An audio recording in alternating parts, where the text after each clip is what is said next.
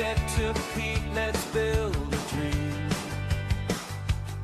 From the waves and the stars and the sunbeam gleam. 1,000 hands, 1,000 arms. We'll bring back the ocean like it was before. History whispers, can you hear it shout? The winds are alive and it's calling out. 500 sails on the open blue, riding the tides like the ancients do. 500 sails with a story to tell of courage and heart where the oceans swell.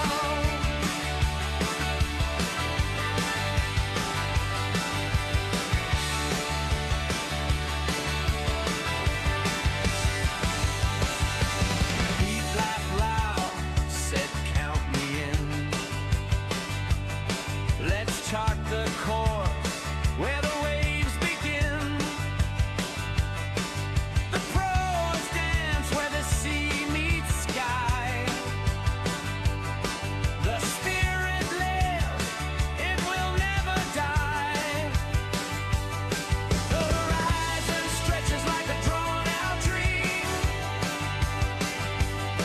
and the past comes alive in the sunlight's gleam.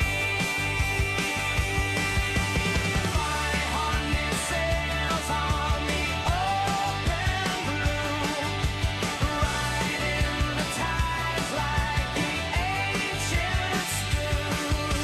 500 sails with a story to tell of courage and heart where the oceans swell.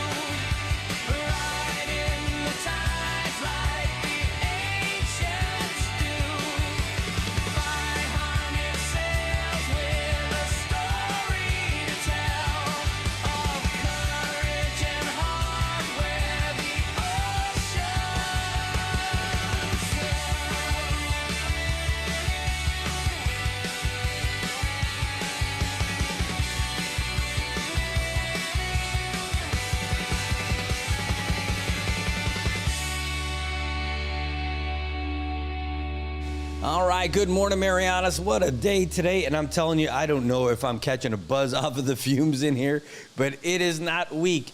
I'm telling you, we had a big project that got installed over the weekend. It is so cool. It's the best thing ever. And, hey, man, I feel like I'm tripping off some of these fumes, man. I know. It's like huffing off paint or something. Anyway, we got a whole lot more for you, but we're going to get you some headlines happening all around the United States and all around the world. At least that's what it's supposed to happen when I press that button. All right, here's a real quick one from the AP.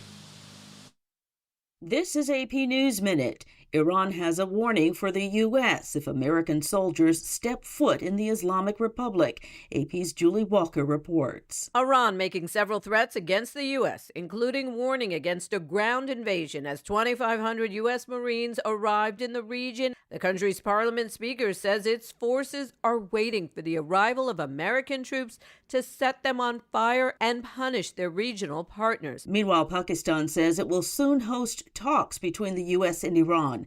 There's been no immediate word from either country. Pope Leo is rejecting claims that God justifies war, saying God does not listen to the prayers of those who wage war. Defense Secretary Pete Hegseth has cast the war as a Christian nation trying to conquer its enemies. Rescuers have set up a restricted zone in Germany's Baltic Sea, hoping a stranded and weakening humpback whale can rest and fight its way back to the Atlantic. I'm Donna Water. Prayers for peace. I'm Paul Stevens, Fox News. Pope Leo XIV holding a Palm Sunday Mass in Vatican City today. Con lui alla Gerusalemme del cielo, egli vive e regna nei secoli dei secoli. The pontiff praying for Christians in the Middle East who are suffering because of, quote, an atrocious conflict, unquote. It's been 4 weeks since the U.S. and Israel launched strikes against Iran. Thousands more U.S. soldiers arriving on the Middle East. Reports indicate the United States is preparing for possible weeks of ground operations inside of Iran that would include thousands of U.S. service members. Over the weekend, the USS Tripoli, manned with 3,500 troops, including 2,500 Marines, arrived in the CENTCOM area of operation. If an operation is ordered to seize Iranian oil facilities or enriched uranium, it's expected that both special forces and conventional forces would be used. This does come as the United States and Israel launched a series of strikes against Iranian military infrastructure over the weekend, including hitting Iran's nuclear development facilities. Fox's Trey Yingston, Tel Aviv. More No Kings protests nationwide yesterday. In some cities, multiple people were arrested as the clashes between protesters, counter-protesters, and officers turned chaotic. In Denver, police had to use smoke bombs. And in Portland, masked protesters tackled federal officers outside an ICE facility. In Los Angeles, a tactical alert had to be issued following several clashes. DHS saying that around 1,000 rioters surrounded the federal building there, throwing rocks, bottles, and large concrete blocks, hurting at least 2 officers. The U.S. Attorney for the Central District of California posting, quote, "To those who were smashing concrete blocks and throwing them at our offices, we have you on video. We will find you and arrest you too. You've been warned." And that is Fox's Chanley Painter. America's listening to Fox News. Join Fox in supporting our troops. From daily needs to global emergencies, help us be there for those who serve. Visit go.fox/Red Cross to donate to service to the armed forces today. Some PGA stars calling for Tiger Woods to face consequences after his latest crash. Former pro Mark Lai telling Fox and Friends Saturday Woods must confront his, quote, demons, unquote. And announcer Doug Bell suggesting Woods step back from golf to focus on recovery. The 50-year-old was arrested Friday in Jupiter Island after rolling his Land Rover while allegedly under the influence. This is his second DUI, 4th public crash. Current charges include DUI, property damage, and a refusal to test. House and Senate Republicans disagreeing over how to fund the Department of Homeland Security as President Trump signs an executive order to pay TSA officers. Relief may be on the horizon, not only for passengers traveling by plane, but also for TSA workers who have been struggling to make ends meet after not getting paid for weeks. But it still may take time for the long lines at airports to ease. ICE is now deploying more people to BWI. Their main responsibilities will be security operations to help speed up the clearance process for passengers. Congress is out for 2 weeks. Tomorrow, though, the Senate holds a pro forma session where House Speaker Mike Johnson says Republicans will try to pass the House bill to fund all of DHS through unanimous consent. A Senate Democrat will likely be there, though, to object.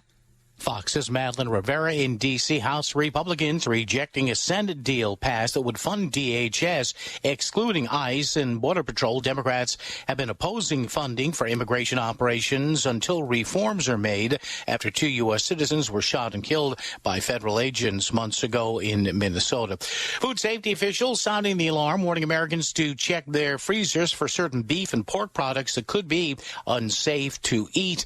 Federal officials say some items were sold without proper inspection, could contain harmful bacteria or allergens. We're talking about Blackwing organic meats here. I'm Paul Stevens. This is Fox. This is Ainsley Earhart. Thank you for joining me for the 52-episode podcast series, The Life of Jesus. A listening experience that will provide hope, comfort, and understanding of the greatest story ever told. Listen and follow now at foxnewspodcasts.com or wherever you listen to podcasts. If you see something, say something. And stay anonymous. Call Crime Stoppers at 234-7272 or submit a tip online at NMICrimestoppers.com. No names, no caller ID, no recordings, just your info. And if your tip leads to an arrest, you could earn up to $1,000 in cash. Your tips have helped take hundreds of criminals off the streets in the NMI. It works because of you. Crime Stoppers, we want your information, not your name. PHI is your local pharmacy serving customers in Cagman, Garapan, and Dandan since 1996.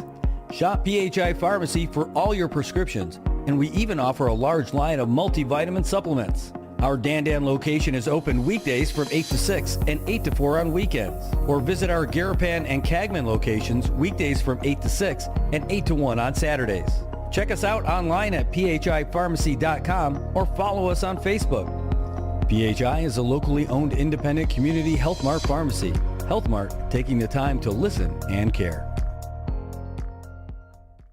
Alarm clock bark, sky still gray, radio clicks on, static haze.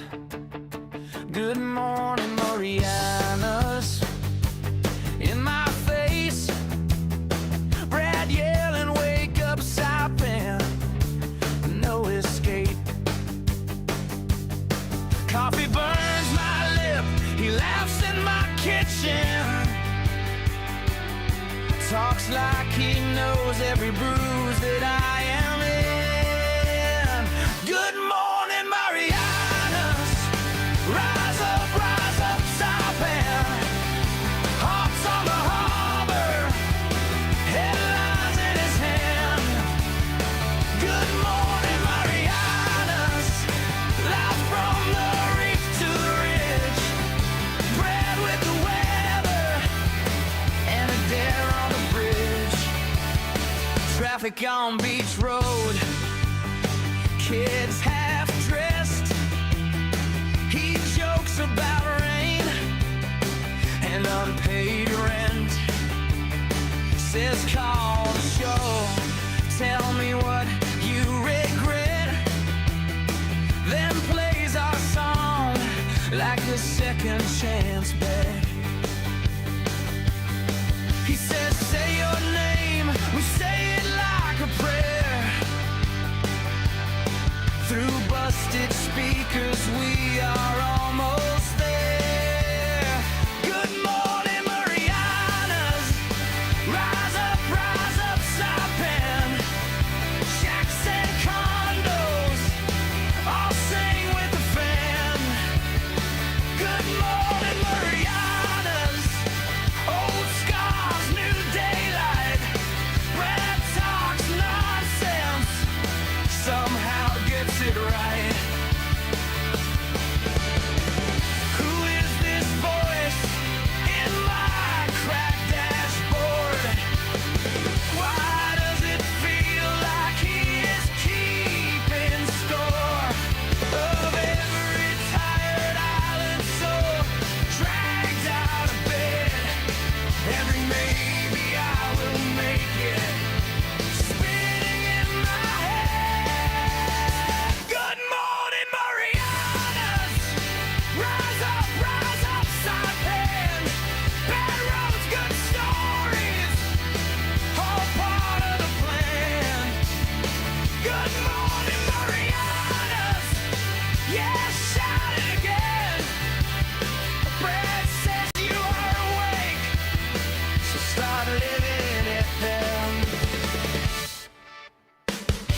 Good morning, Marianas. Holy cow, it's Monday morning here in the CNMI. It is 7:51 a.m. We are rocking and rolling here.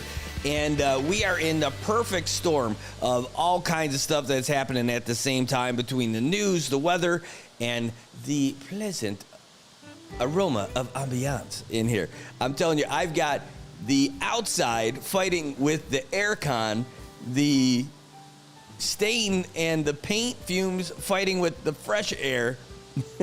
I've got the need to sleep fighting against the need to be awake. It's all happening right here in the Marianas. And we haven't even talked about the news yet. That's what's going on. I got to tell you, some really exciting things happening here over the weekend at the home of the NMI News Service. And you're hearing a lot of the background because we have the door open, because I'm telling you, if not, man, you're going to see me like pass out in this chair. And it's just from the fumes, because we had a really cool project that ended up happening here where we've got this great new backdrop in the back studio, and it's going to take a little while before all that stuff kind of airs out and everything. In the meantime, we got to keep that door open today. I'm telling you, I have to. I can't even eat my sandwich that I have for breakfast because it's going to taste like fumes, which is great, by the way, if I could convert that into gas that I can use to power the news van of justice. But in the meantime, just got to kind of suck it up, Buttercup. And if you guys, I don't know, maybe there's some kind of plant that absorbs that stuff. And if you know of one, let me know. I will end up using it. It'll be great. I'm kind of glad we don't have a guest in here this morning to deal with that. My gosh, by the way, I almost took the day off. If it wasn't for the big proclamation signing for Autism Month, then I would not be in today. I didn't go last night to the thing for the Philippine Airlines having their inaugural flight. I just need to catch up on rest, trying to kick this cold that picked up when we were in Rota. By the way, if I'm going to get sick every time I go to Rota, it's totally worth it. But it just happened this time. I didn't get sick other trips. But it was totally worth it. Rota was so good. It's worth getting sick for, I'm telling you. But at least for now, like last night, I'm like, man, there's no way I'm going to be able to swing this. I'm going to end up going to this thing. I'm going to get worse and feel lousy. So I sent an email to the folks from Philippine Airlines saying, thank you, but dispensa. Like, I can't make it tonight. Like, I need to sleep this thing off. And so hopefully they understand and all that. But the CNMI welcomed its first flight from the Philippines, direct from Philippine Airlines in quite some time. And what a cool event it was. The flight touched down around 1 o'clock in the morning last night, and the first flight from Saipan direct to Manila for this new route opened up last night. It took off at just before 3 o'clock in the morning. So a great day for the Marianas as far as all that stuff goes, and God, I couldn't be happier. You know, at least it's a sign of some progress happening as people investing here in the Marianas. Now, who are those passengers who are coming in? I don't know. They're making it sound like a big win for the local folks here, and I agree. I mean, just being able to fly to like Manila for healthcare stuff or vacation stuff or whatever, yeah, it's a big win. Is that going to be a full flight? I don't know. So I figure they've got to develop this market. The game plan when we had our press conference with them was, we asked them to say, hey, are you using this are you opening this up as a way to get more travelers from China to the CNMI? And they said, absolutely. And that was the words that they used. So that's really what it's going to be. And you see why it's so heavily supported by who's really heavily supporting it. So you figure that's going to be the new way for passengers to make their way into the Marianas from China, but not direct, but going through Manila. Excuse me, which is not a bad thing.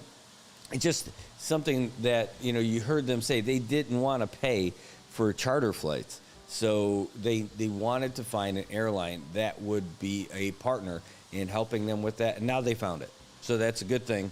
And let's see what happens with our tourism markets, especially since we had that story that came in last week, excuse me, about T-Way going to be suspending their flights.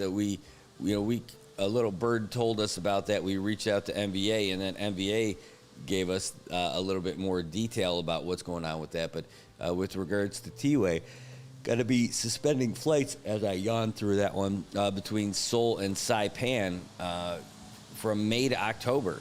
You know, they were talking about the reason that they were going to do that is because of fuel costs and travel uncertainty. Well, if we're going to lose, like, our number one market from one of those airlines, that's a real tough pull. So May 5th to October 24th is when T-Way is going to be gone from the Marianas, unless something changes.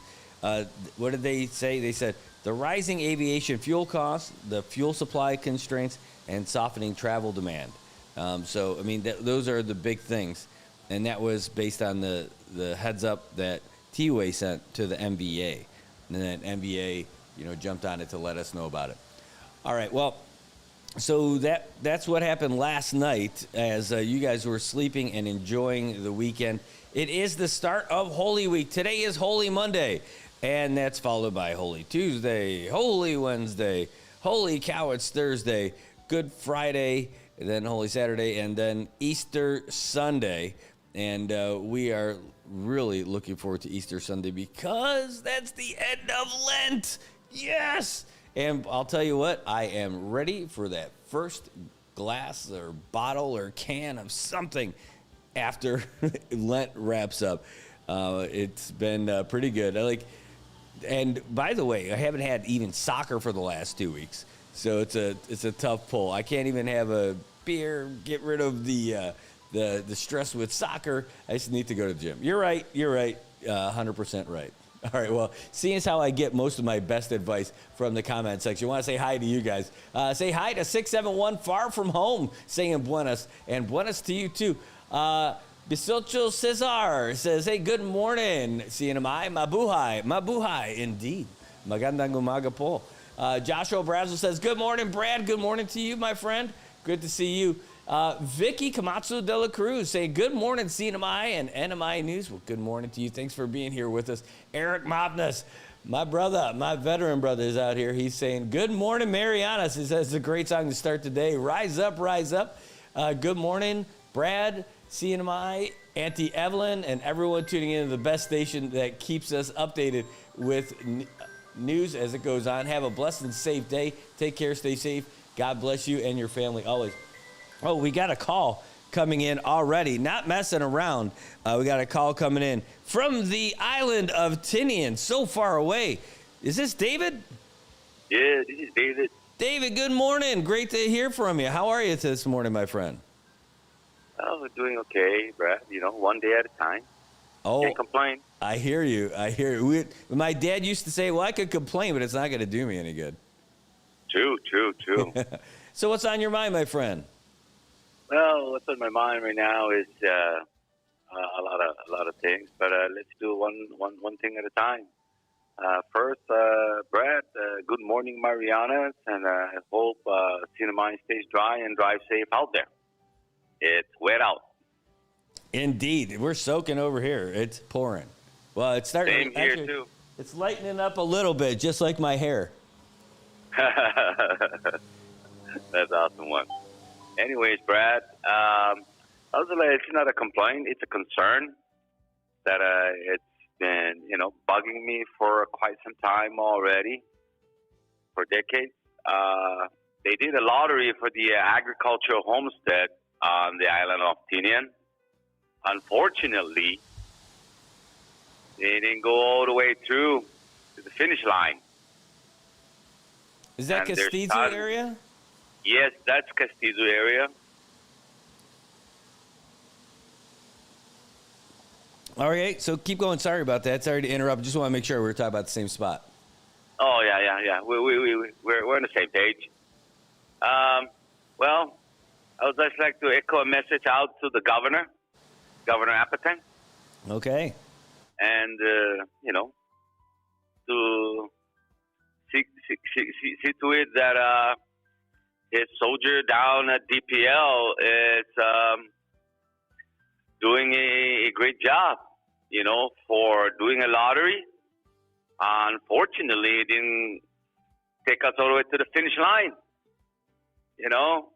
It's like using the restroom and just wiping one side and not the other side. You feel me? We can no longer operate like that in this kind of economic downturn, because there's tons of agricultural programs that we can avail to. Like I said, it defeats the purpose of you availing to that kind of programs because you don't have your own agricultural homestead yet, unless you're going to go out of your way and you're so fortunate to lease the land from public land and start farming. Well, it doesn't work out in this kind of economic downturn. The gas is $8.50 out here, Brad. Wow. You know, how do you higher than the minimum wage. How do these people?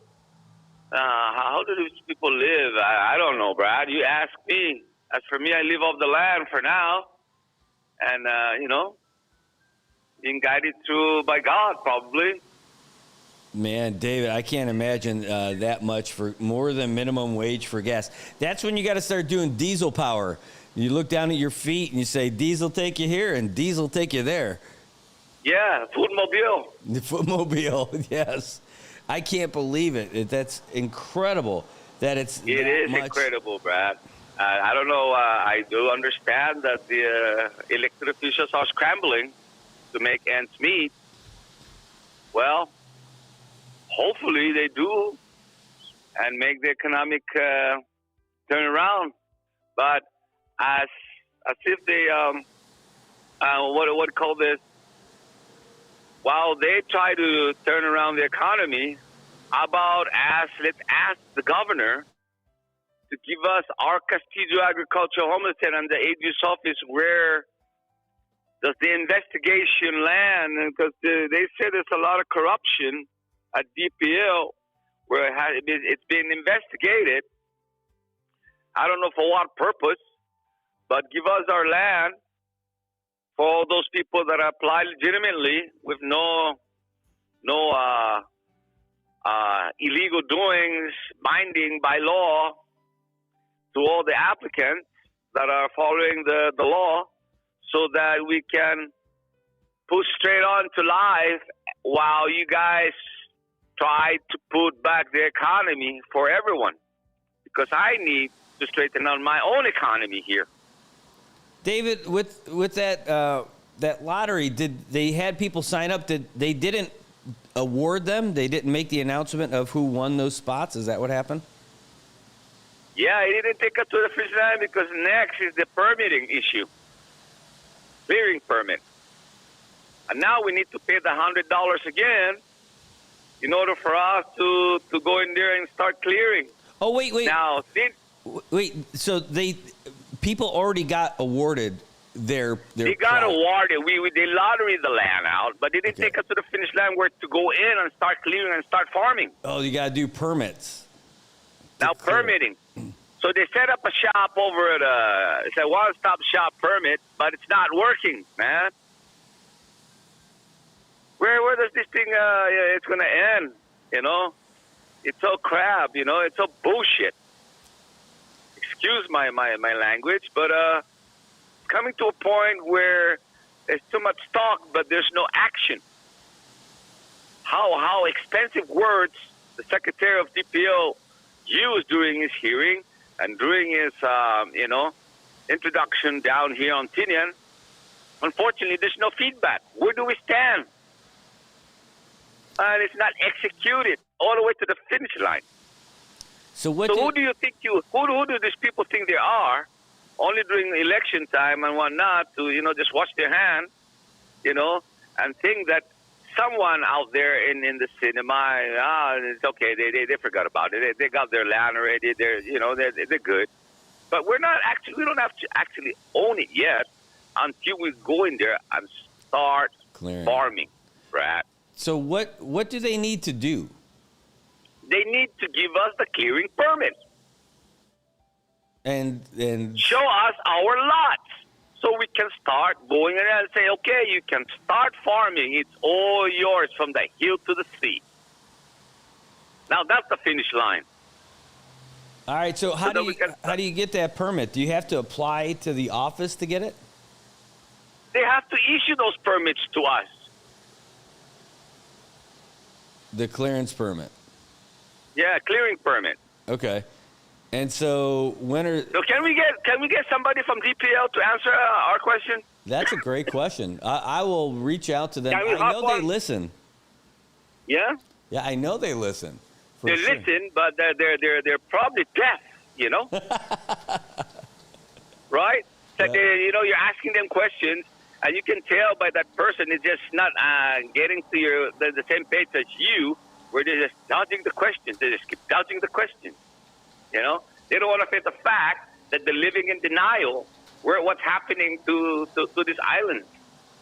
You know, it's just like another where after even the residential homestead, right? Mm-hmm. At West San Jose, the current administration failed to block water, and now they're blaming it on the federal government. Why are you going to blame it on the federal government when you, as a local entity, the local government, failed to execute those laws through the federal regulations? Why you don't have your own local stakeholders follow up on these regulations where NEPA, they're talking about NEPA, mm-hmm. you know, National Environmental Protection Agency. I don't know, Brad, but are we going forward here or backwards? Because it's the people are in need of building their house at West San Jose. You know, my God, the COC is right down the street from that area. The water system is just right there, you know, and they cannot figure out how to put it. And it's all they're saying it's funding issue. We've received millions of dollars, Brad. You know, Brad, if they would have blocked at least water there, the current administration blocked water there, all those homesteads who avail to the CDBGDR program grant, and they'll have free housing. But we missed it, you know? It's right in front of them. It's a huge problem for the cinema government, and the commodities keeps going up. To build a house right now, Brad, one-bedroom house, it will cost you $185,000 for one bedroom. Wow. And even as we speak now, probably it's more. And that's full concrete, right? That's full concrete. Full hardened, you know? Mm-hmm. Which you have to have out here, as the storms had proven to us. Right, Brad, I'm not complaining. I'm just bringing out the issue like, the philosophy says, Brad. It's better already to be silent. But this kind, you cannot be silent. We have to, take our stick and start poking into that bush and let's see what's going to come out, Yeah, I'm actually reaching out to somebody from Public Lands now. We'll see if we can get something a little bit more official. But they said that... how can we get them online, on the air to put them on the spot and let's see what's holding them back and the AG's office. Where does the investigation? When is it going to end? Do they just throw it there and it's now collecting dust? Mm-hmm. Right? Can we ask for information like that, Brad? Can you go up there, please, or go down to call them up on the phone and get me back online and then let me ask the questions? Or do I have to fly to Saipan and get an interview from you? Or you come down to Tinian and gather this information, and if they don't have any more answers and what's the feedback, and always the issue is funding. We had a lot of funding at one point. Mm-hmm. Why didn't they execute this? We have money around this public trust fund. It's for the indigenous people. Let's take money from around this public trust fund and fix this thing once and for all. Like, for instance, the West San Jose, they don't have infrastructure, and the Marpo Heights 3 homesteads, these folks are waiting for their homesteads to move on, to move forward. You feel me? So they can cash in with this military build-up. Okay, hold on. I'm sorry, I'm reading this. All right, so the secretary's on leave today, but we're going to try to get an update for you. Yeah, there should be an acting secretary. Yeah. Hey, by the way, I like that idea that you were talking about with like MPLT. You know, if you're going to be doing, if it's for public lands and stuff like that, right? When you're going to issue public lands for homesteads and you have to pay for a permit, why not take that money from public lands to pay for those permits? I think that makes sense. If it's already going from the public, you know, it's for the public benefit. It's for NMDs and stuff like that, right? Right, Marianas Public Trust Fund. So in order, you know, I mean, when you take the lease money, you know, obligate it so that it's not you have to remit it already, so they can use it for administration and whatnot. You can go over to the Marianas Public Trust Fund and borrow money, you know. Now they're juggling all over the place because they only got 29 million out and it's not enough, and they're pointing fingers where to get the money. My God, how about take 50 million out and fix the 8-hour situation so that people have buying power so that we can turn the economy back? What do you think, Brad? Does that make sense or doesn't make sense? I think you make a lot of sense. How about that? I don't know. And I think we need to fly over to Tinian and set up on a table over there, JC Cafe, and start talking. We'll get you on the show. Yeah. Come on down, Brad, and let's do it. It's a long list and even infrastructure stuff. We'll have these are very important because nobody's talking about it. Mm-hmm. They're afraid because of their job, you know, and maybe I can get a couple people out to speak. Not just me, because there's a lot of concerns out here. For example, infrastructure. The only infrastructure that they're fixing right now, even as we speak, right, and they're focusing on, they abandoned the Mapo Heights 2 road. Now it's in the deep terrain. Wow. And now they're fixing now where the mayor's residence house. Orion Rock is right there, fixing that, day in, day out for 24/7, and they're fixing the road to make sure that it's done before his term is out. So that's the main focus over there right now. They just abandoned Mop Whites too. Okay, it's okay. Well, we'll just move the project. You know, it's like we're animals up here.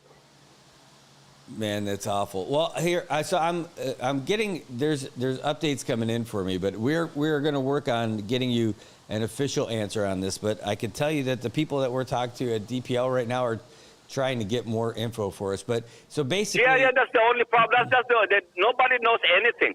Mm-hmm. You know, when the push comes to shove, you know, and nobody knows anything. They act as if they have plenty departments there. 20 agencies there, you know, 20 section, but I don't know. It's at the AG's office. And you call the AG's office and say, oh, it's down at DPL. We don't have those documents. You know? Well, we'll find out. It's under investigation. So we need to get the Federal Bureau of Investigation, Brad, and investigate this kind of people because it's long overdue. They're prolonging the livelihood of the people. You know, and the commodities, the price. Who's going to cover all those payments out right now? You know, yeah. Let them pay for our clearing permit because they're holding. The Sinai government is holding our agricultural homestead to upgrade our standard of living, and already on the residential homestead, they're holding it hostage, Brad, in order for us to upgrade the standard of living. Yeah, you know, it doesn't benefit anybody personally to hold on to those things. So I wonder why there would be the delay. But from here's the update that I got. But we're gonna continue with this week. Is that these permits have already been signed by the secretary, that they are ready to go, and they sent them over to the AGs for signature, and they're still over there. So now that's to get me up to date where I'm at right now. But now we're going to start. We're going to continue with these folks from Public Lands and find out what's the holdup over there with the AG's department too. So now we're fully aware of where everything is on this thing. You know, it's funny because it's like it's already there. It's right there. We're just waiting for those signatures coming from the AG's office, and it doesn't. No, that's what they told me. Yeah. A couple of months ago. It's been like that. I wonder if call it's the just AG's not... office. Call the AG's office and says, no, it's not with us. It's down there at DPL already. Believe me. That's what they're going to tell you. Well, we're going to find out. We're going to get to the bottom of that. I got folks on both sides of that right now, but at least we'll try to have the secretary on tomorrow when he gets back. And can we get somebody to answer the West San Jose why there's no infrastructure there for the longest time and have them explain? Let's have a public hearing. Come on down to the island of Tinian. Yeah. And then when we're done here, we'll fly over the road and fix Rhoda's part too. Yeah, you know what? I thought for sure that was like a CUC thing. Like, isn't that a local CUC thing over there in Tinian? Like, the reason why they can't do the San Jose part is because they don't have the infrastructure. Because they've done those things before where they didn't finish building out the infrastructure, and they were like, "Hey, you got to finish that before you can." Yeah. See, that's the problem. That's the problem now. You know. Mm-hmm. Well, like that's what happened in Cagman, right? They built out Cagman without putting in all the infrastructure, and so and they're like, "You can't do that again." And maybe that's what they're waiting on. But I'll tell you. 11 years ago, I know that those lots have been assigned a long time ago, right? But you know, the fact that that's not a priority is kind of tough to see it too. Like, why would people wait on putting that you know, but why is it going to be a long wait? You know, where you know that, and then we're going to put you back in office again, and it's not a long wait. It's a matter of a decision, yes and no. Mm-hmm. And they're always back in office, and they're all unopposed. For God's sake, have the audacity to be unopposed, and you cannot even execute to put water for 8 years of your administration, and you cannot even execute to put water infrastructure for your people. Hey, that's a disgrace. Not running unopposed this year. That's going to be a pretty exciting year for your mayor's race, isn't it? Oh, well, it's just a primary, and then they all go bygones by bygones, you know. That's it. Oh, they're doing it within the party? Yeah. Oh, wow. Because that's the big party in Tinian. Like, that's it, right? Yeah. I mean. Yeah, that's the only thing they know is how to party. And so by fixing the infrastructure and giving the people the services that they need. Mm-hmm. Even the school grounds, right? The ponding basin, the the racetrack, you know? The track and field. The track and field. Oh my God! You need to come down here and let's walk through this stuff and come on down over to the gymnasium. Yeah. You vomit, you know? Yeah, no kidding. Man. No kidding. And compare it to Saipan. And that's why, you know, ask the governor to come, you know? That's a great idea. You know, ask the governor to come on down with you and let's walk him through. Well, maybe we'll give him a ride. That's a lot of walking for our guy. Well, yeah, we'll give him a ride, you know?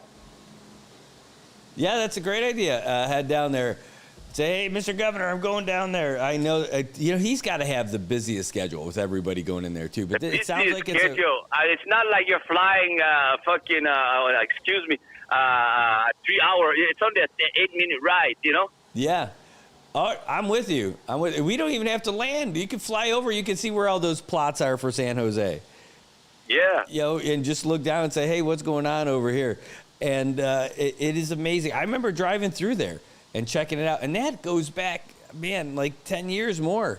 You know, just seeing those lots that were out there in San Jose that are still undeveloped. It's sad to see it, you know, especially, but more than anything, like what you're talking about. Specifically, you know, there's so much talk about the importance of farming and self-sufficiency and helping folks in now that agricultural homestead. Right? Yeah. So you got to put your money where your mouth is. Exactly, Brad. You know, and I'm challenging any elected official out there. That, you know, if they want to debate with me, come on. I'm willing and able. And you don't have to have a PhD to go through the issues and whatnot and get the data and see whether it qualifies what I'm saying and what you're saying, you know? Yeah, well, Let's get it on. Now, I'm ready to debate this elected official folks. In one corner, you've got Dave the Hammer Evangelista ready to take on all comers from public lands to, well, infrastructure, to business wise, to the service for the people what they exactly deserve to be served. There you go. I love it. Dave All right, Brad. Evangelista.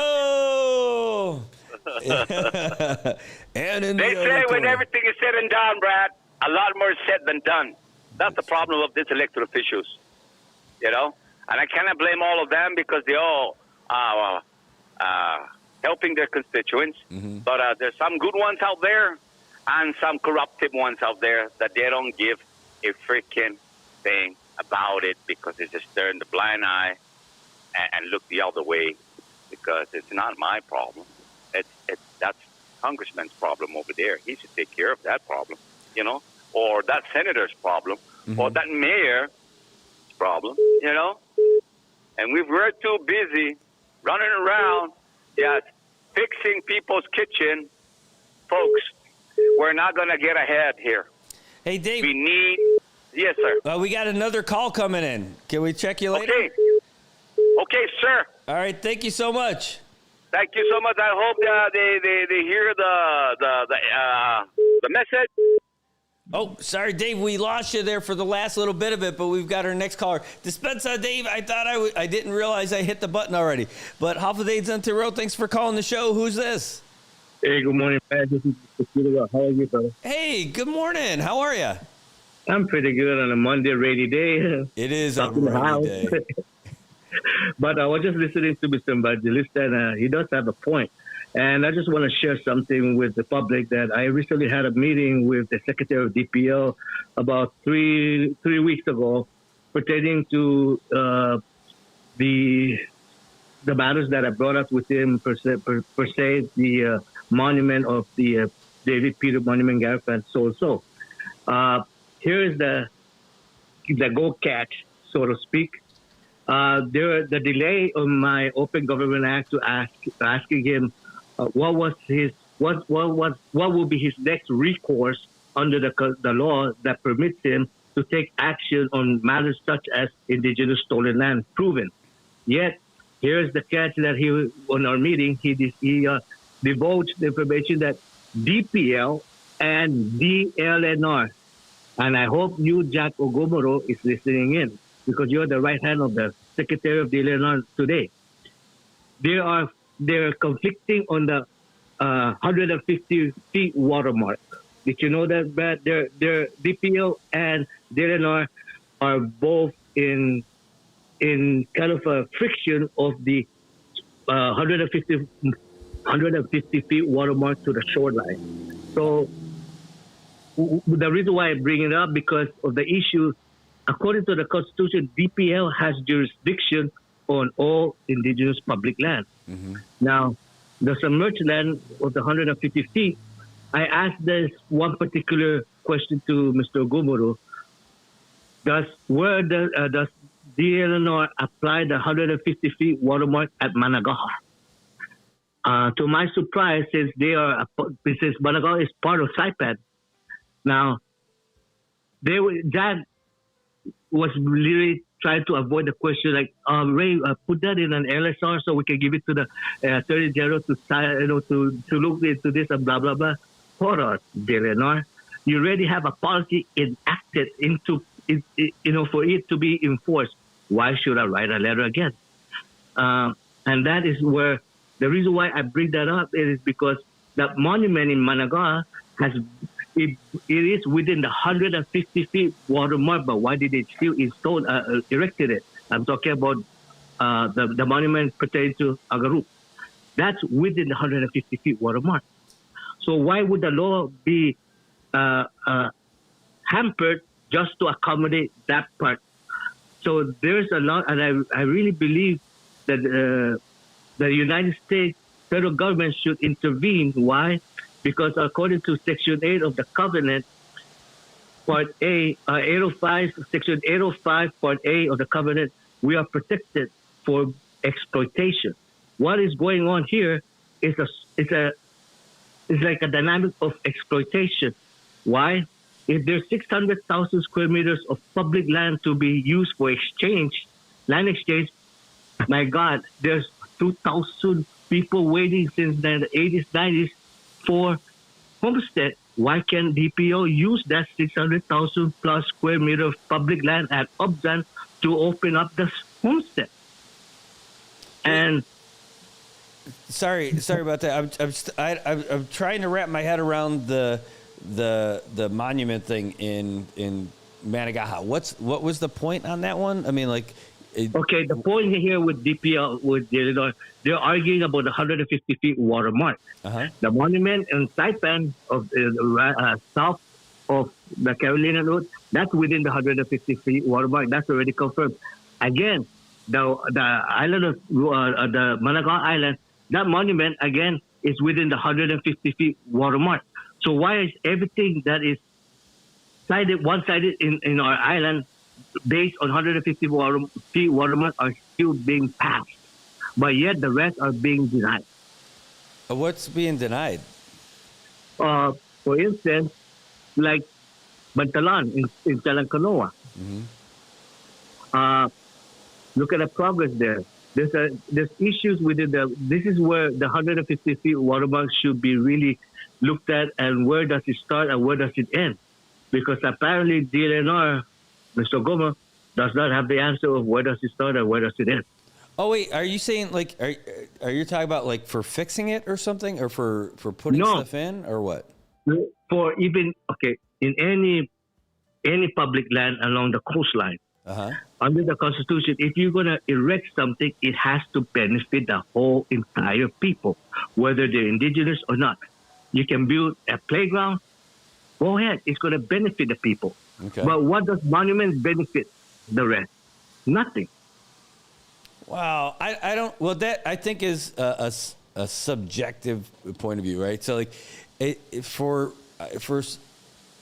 that's another conversation, right? Like it's something like if we want to talk about the benefits of having something like that there, like so.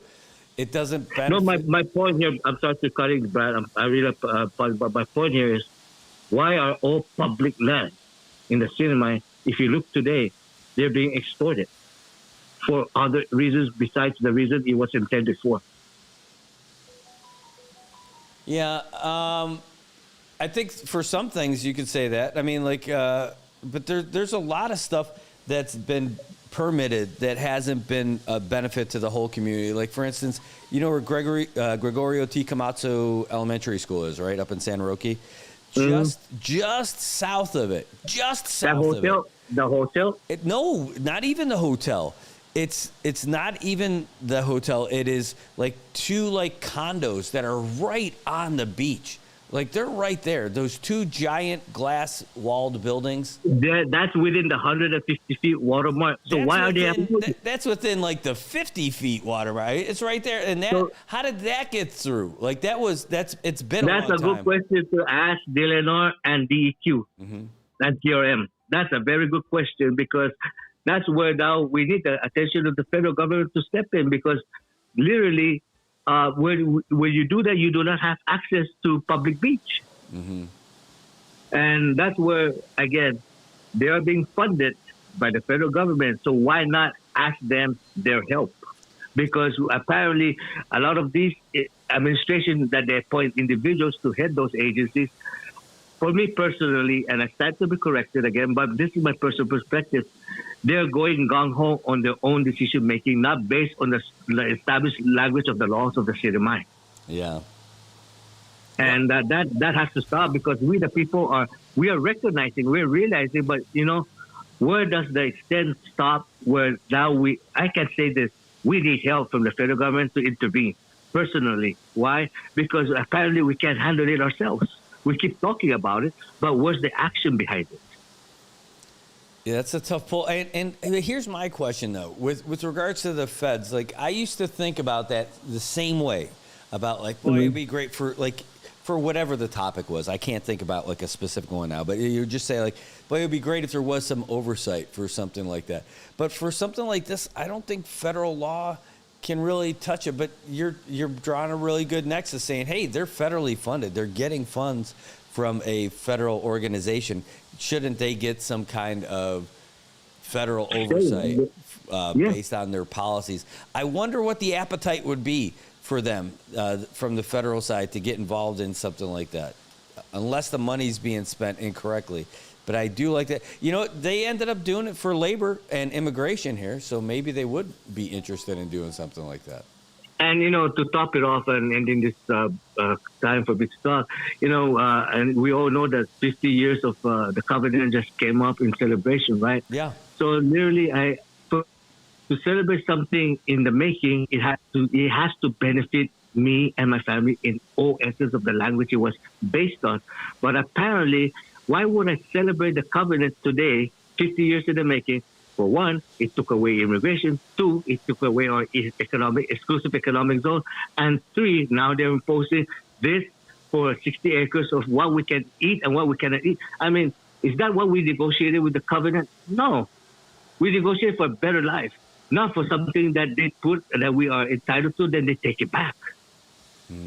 So why are we going to celebrate something where we are in dire need of answers, even? And I will say this bluntly, and based on my research, the United States of America needs to finally acknowledge who were those people that signed the covenant with them in 1975. The people of the Marianas. Okay, who are those people of the Marianas? Why? Because there's a lot involved in the people of the Marianas.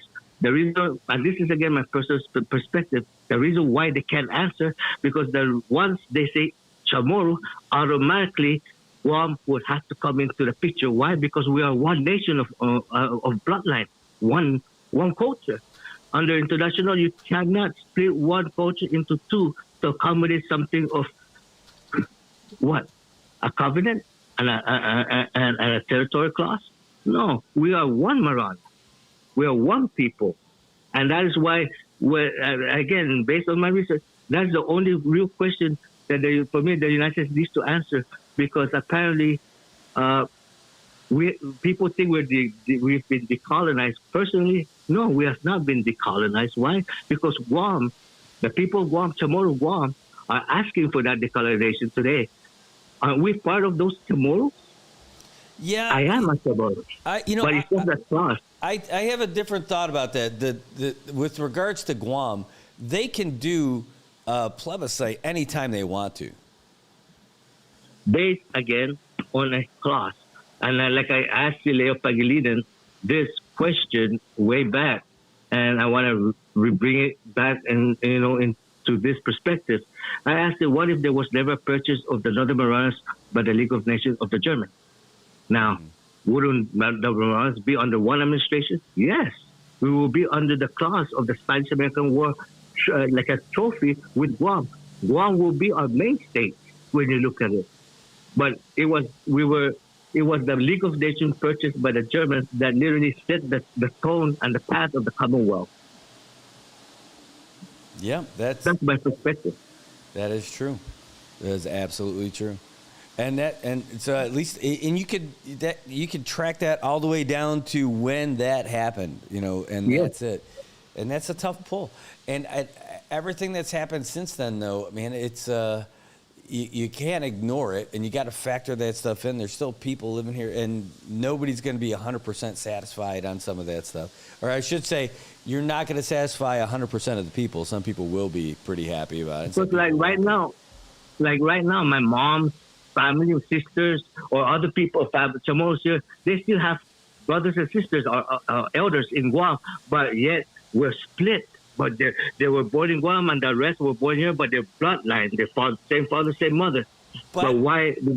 Again, it's just the territorial clause. Yeah, but you know what? Here's the thing, though. Guam got what they wanted because there was an option on the table, and the people of the Northern Marianas were talking about reuniting with Guam. And at the time of like when the trust territory is like, where are we going to go? What are we going to do? Do we go independent? Do we become a country? Do we become a commonwealth? Or do we reunite with Guam? And what did the people of Guam say? Not just no, but hell no, we don't want that. And I know. You know what? And again, Brad, I apologize for stepping in, but this is my personal perspective. Now I understand why the people of Guam don't want. And again, I stand to be corrected, but this is my personal perspective. Brad, is there any Carolinian affairs in Guam? I don't think so. That's different history. No, that's the answer. Why would Guam then bring in Saipan to negotiate, but yet they don't want to talk about the other culture as NMD? I mean, if I was that, I mean, let's be logic here. Why would I pull an outsider to be part of me when they were never constituted as part of the Marianas? And that is my personal perspective why they said no to the CNMI. But really, they took the people here, again, took it differently, again, by perspective. But when you look at it, amicable, then really, let's talk about it. Now, if we were to reunite as one, where is the Carolina going to stand in the Northern Marianas with the Southern Marianas? No, that we do not know. No, right, but the Northern Marianas descent didn't really come about until the Northern Marianas, the Constitution, right? It was after 1985, yeah. Yeah, but those conversations started like way before that, like 10 years before that. Yeah, but in reality, they knew the Carolinians were just like this. They signed the covenant in 1975, created the Commonwealth in 76, finalized in 78. But in between 76 and 77, why did they create the Carolinian affairs? And there was no people since after the war until 1985 in black and white that they existed. And that's in black and white. Mm-hmm. So that is the contrast to what I'm saying. That is why I burned the flag 2 years ago in defiance, because according to the Constitution, there has to be a problem to the first flag in order for it to be changed. There was no reason why. What was the main reason of that finding? There was nothing in existence. They just went and added that in. Now, that's what the Constitution says. Second, today, and it's still not amended, the language says the flag has to be super embossed. That means stitched. It does not say double-sided silk screen. And that is the other argument that the Attorney General could not put me in handcuffs. Why? Because of the language of the law that I explained that nothing says double-sided silk screen, but yet we are flying it over the schools, the governor's office, the legislatures, even the courts. Now, are we upholding the language of the law of the land, or are we making a mockery out of it? Well, I believe they can't. They should not have been able to put you in handcuffs for a freedom of speech. That is your. But when you look at the language, they can't. Here's the thing: freedom of speech. Okay, that's given under the First Amendment of the United States, I believe. But I'm talking about the language here. The language of the Constitution, that's a state matter. That has nothing to do with the federal First Amendment. It's a state matter. Strictly, it says, even though you spit at a cinema flag or tear it, you'll be fined 1,000 and arrested at least a year. That's plain and simple. So in that, tell me, is there any other definition besides that? Nothing. Nothing has been changed. Nothing since 1976. So literally, that's where even the Attorney General does already the LSR from the Saipan Municipal Council 2 years ago on my behalf. Now the U.S. delegate is waiting for an answer from the Attorney General. Imagine he's the keeper of the seal and the flag of the cinema, yet it's in his office, but he does not want to answer a legal service response on my behalf by the U.S. delegate Kimberly King and the chairwoman of the Saipan and Northern Municipal Council. Literally, he has kept his mouth shut. Why? You are the keeper. You are the keeper of the Constitution of the seal. It's in your office. What I'm saying is true. You have it super embossed in your office in Capitol Hill. Why are you not talking? Why am I being the one ridiculed defending the flag, my national identity. The flag is our international identity as an indigenous people. Why are you keeping your mouth hushed? Yeah, just to veer off a little bit, the material the flag's made of, to me, I don't see that as being the main issue on this, right? I mean, like, there's take the U.S. flag, you can find it made out of all kinds of stuff. It might not be the official, like, it's going to be a little fancier when it's the colors. Sometimes it's got that gold fringe. It becomes a feature when you put the yellow banner around. And here's the funny thing. They made, just like the U.S. delegate's office, when you go to Suzuki, they're making a mockery of the language of the law. They're putting the double-sided silk screen, and yet they put a banner across the lining on the side to make it official. Now, that is a lie. That was my complaint when the predecessor of the former U.S. delegate Kilili, I complained of that to the Congressional Ethics Committee, and what happened? They took it into consideration. Why? Because the illegal flag right now, what I'm saying, that's what it's flying in the halls of Congress illegally. So why would I want somebody to represent me as an indigenous Chamorro illegally in the House of Congress where we negotiated the covenant? And yet we fly the legal flag here in the cinema of the United States. It is the governor's office, the legislatures, everything is official. Only our flag is a mockery. Well, that's my point. It's a little heavy. I'm going to see if they've got something here. I'm going to share this on the screen. I don't know if you're able to watch and talk at the same time if you've got the... right now I have to be out of I just do one phone, so no, I can't see nothing what you're putting up, but I can follow through. All right. Well, this is about the flag.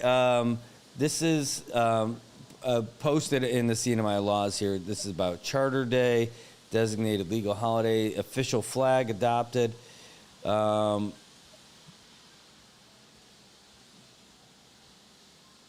this is in the CNMI. I don't know if this is the most up-to-date thing, but this is under cnmilaw.org. So this is where you can find all this stuff within the CNMI. Brian, you want to hear something crazy? Yeah, go ahead. When Kilili was in office in the year 2023, September, he had a staff by the name of Robert Schwabach. Uh-huh. Did you know that since the signing of the creation of the flag and they put the Moor in 1985, did you know that the Moor was never reflected as the Moor? It was reflected as a red representing not the Carolinian, but the Chamorro heritage. Did you know that? And it was in the CIA fact book until I made a point that how come that in the cinema is saying this, that the Moor is based for the Carolinian, but yet in the CIA fact book is saying it was meant, it's a reef, not a Moor. And then Kilili, and I have this in black and white, he responded back in 2023, stamp received. Now, he said, thank you, Mr. Kiruga, for bringing that to light. Did you know that he said Robert Schwabach and had that changed? Since that time, it was never changed, but he had it changed. Why would America then reflect that as us back then? Just recently in 2023 in September, Kilili made a change to reflect what it was written here in the CMI to reflect in the CIA fact book. Well, no, the CNMI, CIA fact book and all that stuff's great, but I'm looking at, this was in a regular session, and it's not like somebody snuck something in. I mean, it was part of a regular session within the CNMI, right, within the legislature. This was from 1988, from Senate Bill 631. This is about how they changed the flag from where it was to where it is. That included the Marmar, right? Do you see any reason, the main reason why they have to change the flag? You have to have a bad reason for you to change the flag. Did they write that there? According to the Constitution. What, any rule has to explain why they're changing it?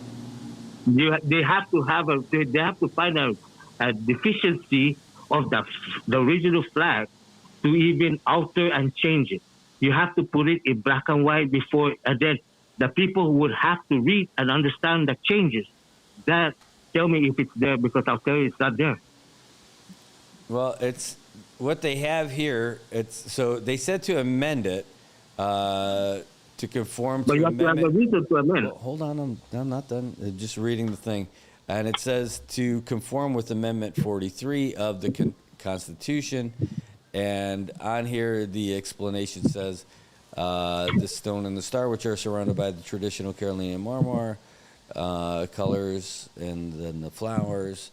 And hold on, I'm just reading through it. Check it out right now. It's on the screen. Yeah, go ahead. You won't find it, though. Well, I mean, it says it's if you were just trying to do, if anything else, it says to conform with Amendment 43. So I'd have to find what Amendment 43 is. But either way, I mean, I don't have that paperwork. But again, it just didn't come out of nowhere, right? Like this was 100% like people, and this was back in the 80s, right? So you've got a pretty good representation of the the community that's in our legislature back then. And so it got across the finish line, and, you know, people decided that this is the right thing to do. I wasn't here back then. I was just a high school kid. But, you know, the folks who were running the Commonwealth before us, it's not like just a bunch of Hollies were hanging out saying, hey, let's do this, right? This is, and it wasn't like the whole legislature was just one makeup. Like, it wasn't just the 100% Carolinian legislature that said, we're doing this, we're going to get, no, it's everybody who was involved in this, right? And Brad, you want to hear one last thing that I'm going to say on your broadcast, and I want to thank you for this opportunity. Yeah, sure. But I recently asked for the Open Government Act, the Indigenous Affairs Executive Resident Director, Ms. Luella Machano, and I give her all that respect. I asked her this question: who does that office represent, and what culture does it represent? Now, the answer I got back was, it represents the Chamorro and Carolina. I said, hold on. How can the Indigenous Affairs represent two when, let's say, according to Article 3, subsection 23, part B, line 9, if which I invoke, and there's a legal service response by the Attorney General on that my invocation stands, it's legal. So, according to that, when I introduced the matter to Luella pertaining to the flag shooter, by law, she has to take it and work with it to get answers to correct whatever deficiency I brought to her attention. Now, here's the thing that it would make her it would give her an answer to a no to an answer, so to speak. I said, since you'll be representing me, what if one Carolinian then goes in and says, okay, I contest Sikituga's argument about the flag. Now, I'm Carolinian. Are you going to represent? Who is she going to represent according to what she said? Because why? This is a Carolinian affairs. Where is the Chamorro affairs in all this? And why are the Carolinian affairs going to be represented twice and we are not? We're not even mentioned once. I get your point. I totally understand that. Hey, I just realized that it's like 10 minutes before I normally wrap Hey, yeah, up. it's bad. Thank you, but hey, thank you for the opportunity. And again, these are all my personal perspective. I stand to be corrected, and I mean no disrespect. I'm just throwing out facts. Hey. And I hope that people would understand that. Yeah, and I appreciate your call. We always have a good conversation, you know. So thank you, Brad. Thank you, and have a great day. Have a great Holy Week. You too. All right, take care. Bye. Bye. All right, that was Ray Kittiquah. Boy, we were nonstop action from the time we started the show till just now. Between the two callers that we ended up having, it was just one into another. We're going to be back. I got to give some love to our sponsors because they are the reason why we're able to be here in the first place. So don't go anywhere. We'll be right back. Hey, bro, can I grab your bush? Yeah, man, go for it. Right on. Thanks, bro. Hey, bro, can I grab your bush too? Sure, bro. Go ahead. Thanks.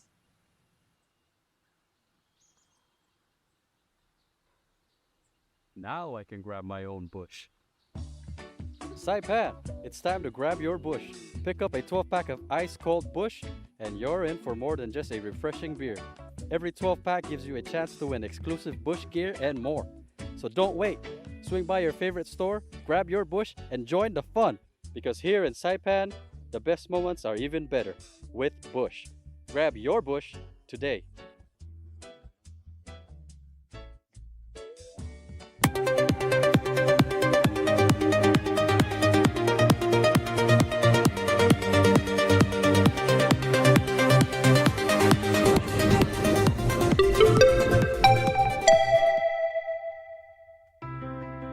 If you think girls and women's equality matter, stand up. If girls and women's sports matter, and you want your daughters to have the same opportunity you had, stand up. If you know that it isn't fair or safe to allow males to compete in girls' sports, because it's, well, obvious, stand up. Don't be cowed by people who call you a bigot. You're not a bigot. Don't let men tell us how to be good girls. Don't let others tell you just need to be quiet. Sit down. Be nice. It's not nice to further a lie. It's not mean to believe in women's equality. We deserve our own sports, privacy, fairness, safety. We deserve a chance to compete and win. So don't be nice. Don't be careful. Be honest. Be brave. Fight for women. We've come too far to give up now. And if you agree with that, stand up and stand with us.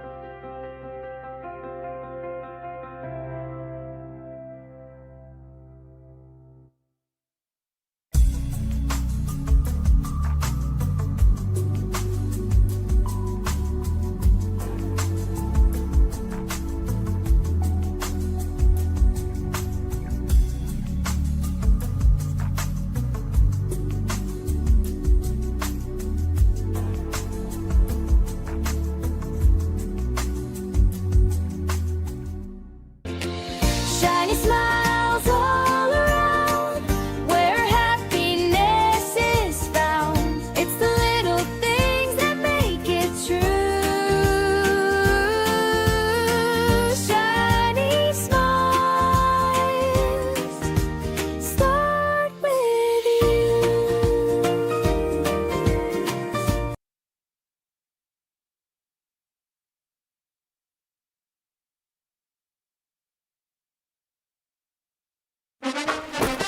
Fox Sports Update. For the first time since 2018, the Michigan men's basketball team is going to the Final Four.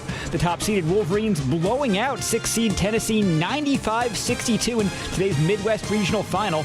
And Tennessee actually had a 2-point lead midway through the first half, but Michigan ripped off a run of 21 straight points to take a lead that it never looked back from, joining Arizona and Illinois, who punched their Final Four tickets yesterday. Off the court, you can scratch St. Louis head coach Josh Schertz's name off the list of candidates for the North Carolina State opening. While reports are that Schertz interviewed for the job, he posted a statement today saying that not only is he staying with the Billikens, but that he, quote, turned down significantly more money this spring to remain at SLU. Meanwhile, the NCAA women's basketball tournament starts its round of 8 today. UConn, not just last year's women's national champions, but also undefeated this season, and now just 2 wins away from going back-to-back. The Huskies getting 21 points from Sarah Strong and 20 from Blanca Quinones off the bench to take down Notre Dame 70-52, advancing to the Final Four for the 3rd season in a row. In today's other game, UCLA, which is the top seed in its region, only has 1 loss this year, outscored 3-seed Duke by 20 in the second half, including 20-8 in the third quarter, turning an 8-point halftime deficit into a 12-point win and 2nd straight Final Four appearance. Well, no team in the NHL has more than 10 games left in their season, including the Las Vegas Golden Knights, who only have 8 games left. And while they're currently in position to make the playoffs, the team announcing today that it's fired head coach Bruce Cassidy and named former Flyers, Blue Jackets, Canucks, Rangers, and Lightning head coach John Tortorella to the job. Now, Cassidy had been the Golden Knights head coach for the last 4 seasons, winning a Stanley Cup with them in 2023. You can download the Fox Sports Podcast on Apple, Spotify, or wherever you download your favorite podcasts. I'm Greg Thompson. Get more on the Fox Sports app and foxsports.com.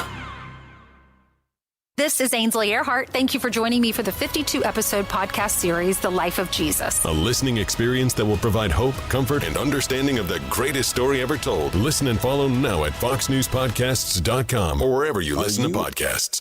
Are you or someone you know living with a mental illness?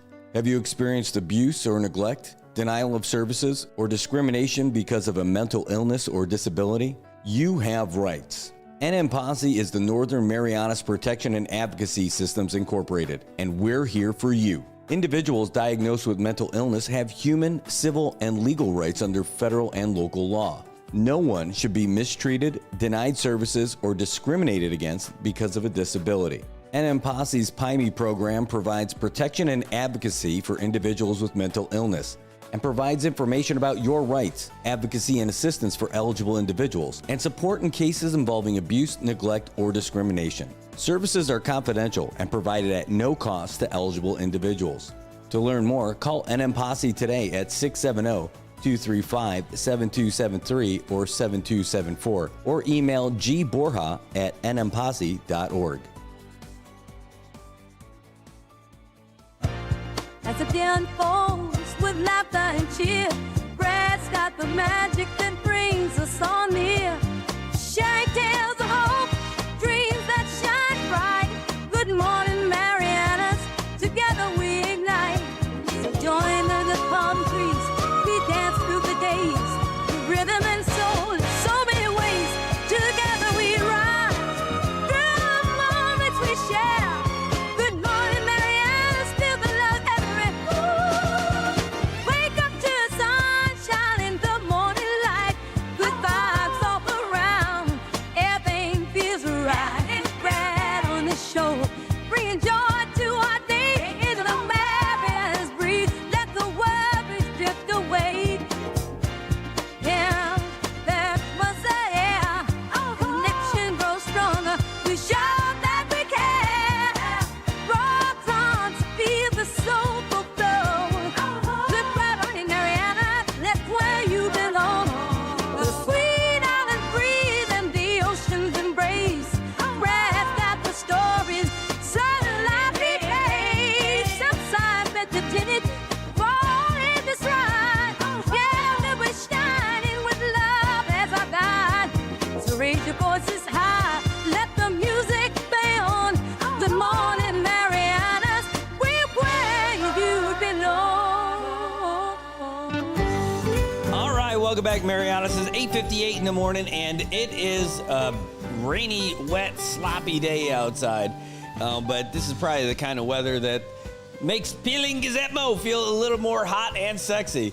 At 77 degrees outside, it is foggy and misty here in the Marianas, which are not the name of two dancers at King's Club.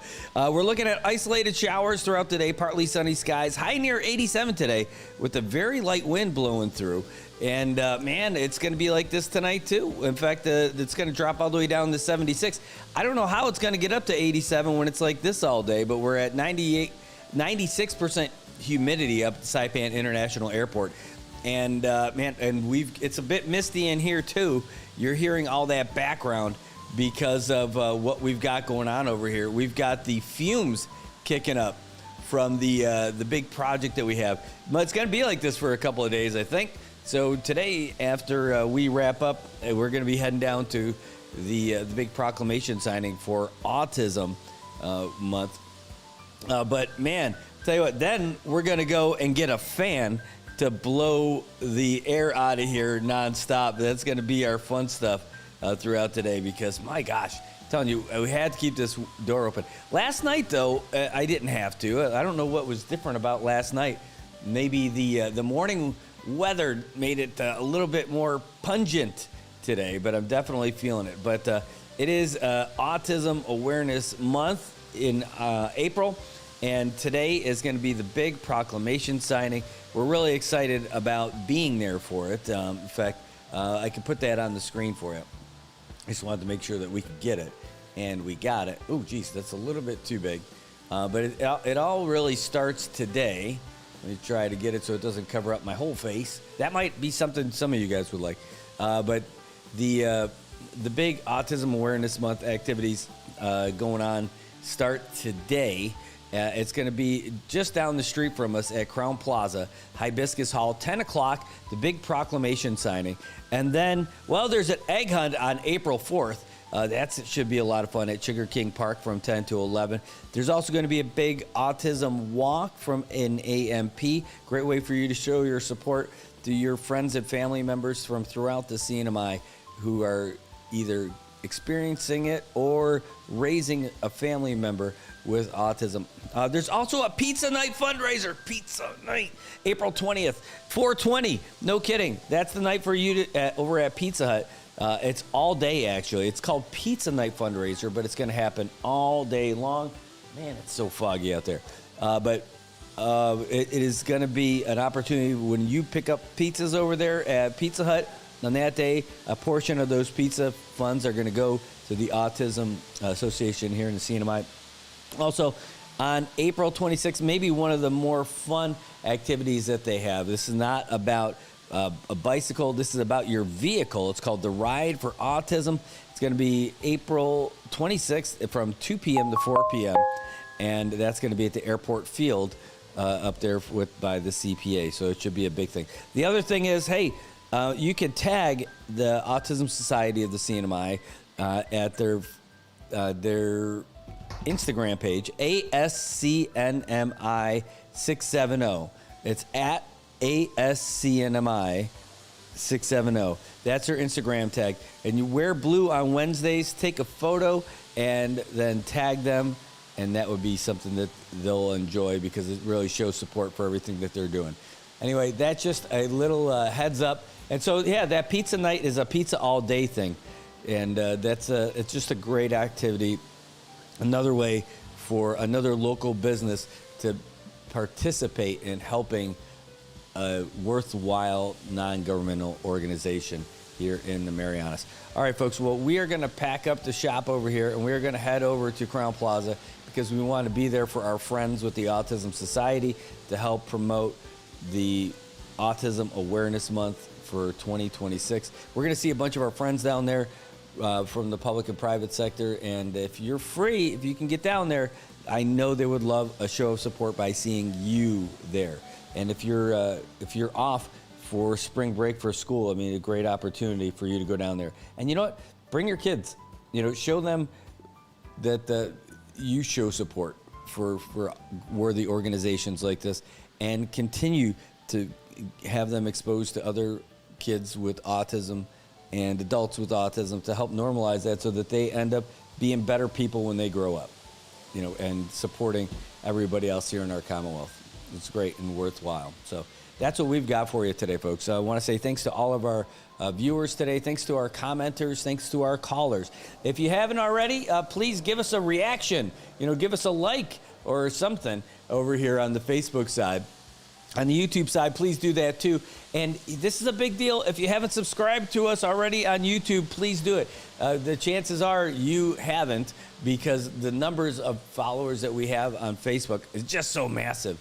And the number of subscribers that we have over on the YouTube side, still pretty good, but not nearly this army of folks who are over here on the Facebook side. So please subscribe to us and leave a comment or a like or some sort of a reaction over there as well.